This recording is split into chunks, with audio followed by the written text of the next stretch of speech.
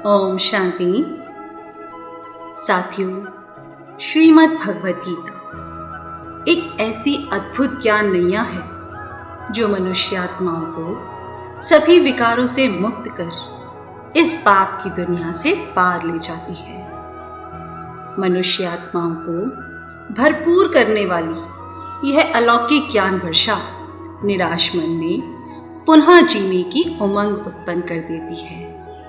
साथियों, आज की इस वीडियो में मैं दीप्ति भारद्वाज श्रीमद् भगवत गीता का दूसरा अध्याय प्रारंभ करती हूँ।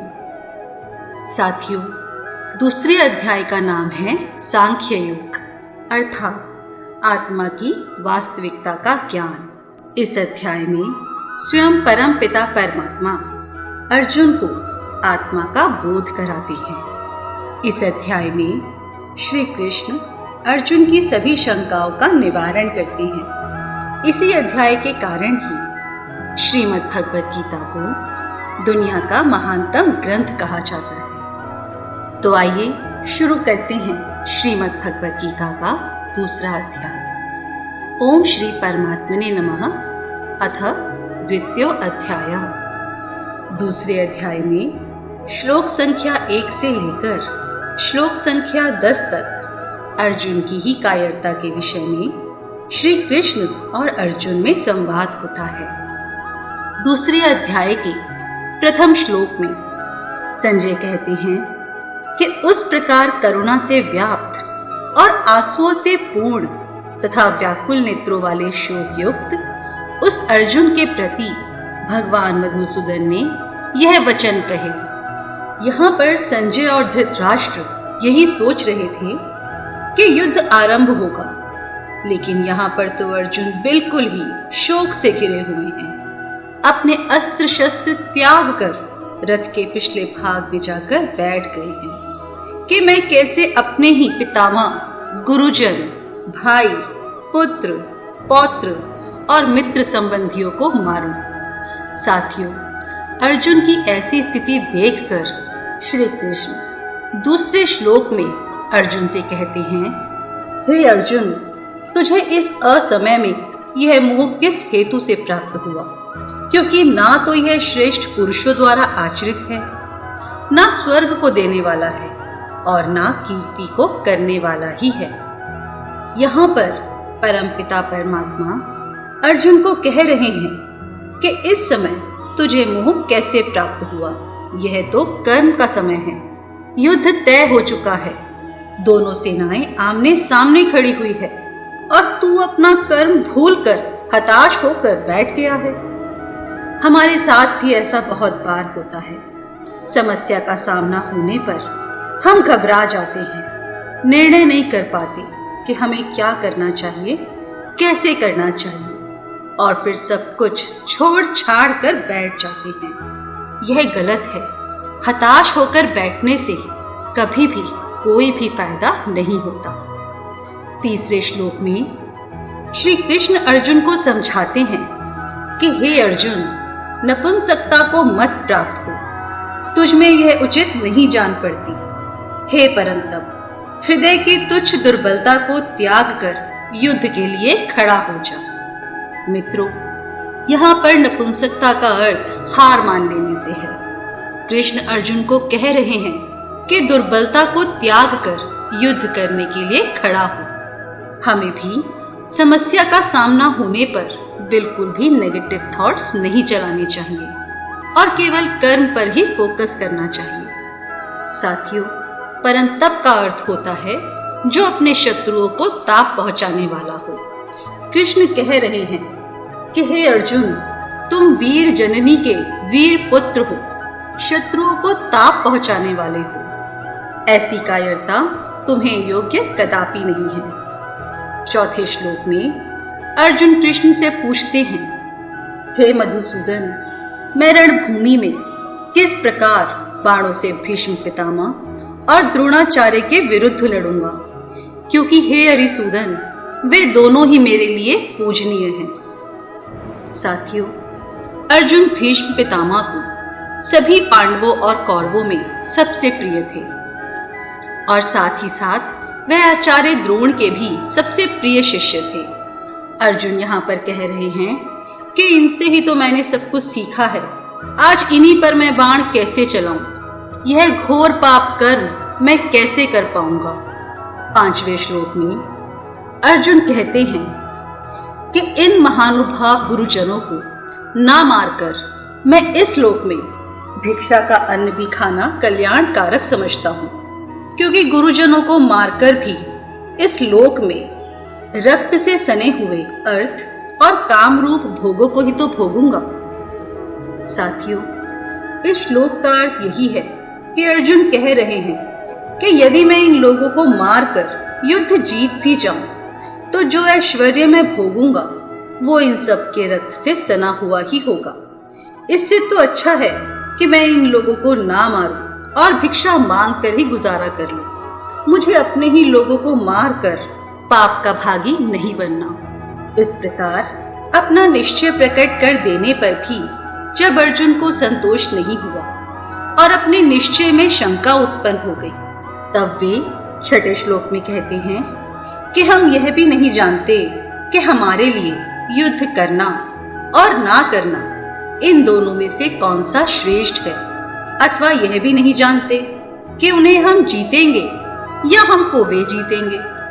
और जिनको मारकर हम जीना भी नहीं चाहते, वे ही हमारे आत्मीय धृतराष्ट्र के पुत्र हमारे मुकाबले में खड़े हैं। साथियों, इसका अर्थ यही है कि अगले पल क्या होने वाला है यह किसी को भी पता नहीं है। इसलिए सिर्फ अपने वर्तमान पर फोकस करते हुए इस समय श्रेष्ठ कर्म ही करने चाहिए। अर्जुन इस श्लोक में असमंजस की स्थिति में है और कृष्ण से पूछते हैं, क्या अपने ही भाइयों को मारना हमारे लिए सही होगा? इस प्रकार कर्तव्य का निर्णय करने में अपनी असमर्थता प्रकट करने के बाद अब अर्जुन भगवान की शरण ग्रहण करके अपना निश्चित कर्तव्य बतलाने के लिए केशव से प्रार्थना करते हैं कि हे केशव, जो साधन निश्चित कल्याणकारक हो वह मेरे लिए कहिए, क्योंकि मैं आपका शिष्य हूं, इसलिए आपके शरण हुए मुझको शिक्षा दीजिए। साथियों, जब हम समस्या से सामना करते हैं और असमंजस की स्थिति में होते हैं और बिल्कुल भी समझ नहीं आ रहा होता है कि हमें क्या करना चाहिए, ऐसे समय में हम मार्गदर्शक ढूंढते हैं। वह मार्गदर्शक कोई भी हो सकते हैं, हमारे परिवारजन, हमारे मित्र, हमारे शिक्षक, और हम उनसे कहते हैं कि प्लीज हमें बताइए हम इस स्थिति में क्या करें। अर्जुन भी परमात्मा को कहते हैं कि मैं आपका शिष्य हूं, मुझे शिक्षा दीजिए। साथियों, इस श्लोक में कार्पण्य दोष शब्द का उपयोग हुआ है, जिसका अर्थ है कि वह व्यक्ति जिसके पास पर्याप्त धन है परंतु जिसमें लोभ इतना अधिक है कि वह दान और भोग के लिए और उपयुक्त अवसरों पर भी एक पैसा खर्च नहीं करना चाहता, उस कंजूस को कृपण कहते हैं। और जो मनुष्य अपने लक्ष्य को भुलाकर विषय भोगों में ही अपना जीवन खो देता है, उस मूर्ख को भी कृपण कहते हैं। इसका अर्थ इस बात से लगाया जा सकता है कि परमात्मा को मानने के साथ साथ जानना भी जरूरी है। वह कौन है, कहाँ रहते हैं, क्या करते हैं। यदि वो अविनाशी है तो विनाशी शरीर धारण किया कोई भी मनुष्य या देवता परमात्मा नहीं हो सकता। 8वें श्लोक में अर्जुन कहते हैं कि मुझे जीतने के बाद भूमि मिल जाएगी, अपार धन संपदा भी मिल जाएगी, नाम, मान और शान भी मिल जाएगा, किंतु अपनों को मारने का दुख फिर भी मेरी इंद्रियों को सुखा देगा। इस सब का फिर क्या फायदा? साथियों, आप सोचिए, अगर हमारे अपने ही तकलीफ में होते हैं तो उस समय हमें संसार की कोई भी चीज अच्छी नहीं लगती। धन, वैभव, आरामदायक सामान कुछ भी अच्छा नहीं लगता। बस मन यही सोचता है और प्रार्थना करता है कि मेरे अपनों की तकलीफ जल्दी से समाप्त हो जाए। 9वें श्लोक में संजय धृतराष्ट्र को बताते हैं कि गुडाकेश ऋषिकेश से स्पष्ट तौर से यह कहकर कि मैं युद्ध नहीं करूंगा चुप हो गए। दोस्तों, यह तो आप जानते ही हैं कि गुडाकेश भी अर्जुन को ही कहते हैं, क्योंकि अर्जुन ने नींद को जीत लिया था। तो सोचिए, जिस अर्जुन ने नींद को भी जीत लिया था, आज वह इतना शोक युक्त है, हताश है और कह रहा है कि मैं यह युद्ध नहीं करूंगा। मेरा अंग अंग शिथिल हुआ जा रहा है, मैं अपनों पर बाण कैसे चलाऊं? तो फिर आम इंसान का क्या हाल हो? लेकिन श्रीमद् भगवत गीता हमें यही ज्ञान देती है कि हमें इन सब निराशा से भरी हुई बातों को छोड़कर कार्य में लग जाना है। इस प्रकार अर्जुन के चुप हो जाने पर भगवान श्री कृष्ण ने क्या किया, इस जिज्ञासा पर 10वें श्लोक में संजय कहते हैं कि हे भरतवंशी धृतराष्ट्र, अंतर्यामी श्री कृष्ण महाराज दोनों सेनाओं के बीच में शोक करते हुए उस अर्जुन को हंसते हुए यह वचन बोलते हैं। साथियों, श्री कृष्ण और अर्जुन दोनों सेनाओं के मध्य में है। एक ओर है अर्जुन जो हताश है, दुखी है, उदास है, युद्ध में अपनी शत्रु सेना को नहीं मारना चाहता, यह लैक ऑफ कॉन्फिडेंस दिखाता है। और दूसरी तरफ है दुर्योधन जो ओवर कॉन्फिडेंट है कि मेरी सेना में तो भीष्म पितामह है, आचार्य द्रोण है, मेरी सेना तो आसानी से पांडव सेना को हरा देगी। 11वें श्लोक से श्री कृष्ण का गीता ज्ञान आरंभ होता है। साथियों, अभी हमने दूसरे अध्याय के पहले 10 श्लोकों का भावार्थ जाना।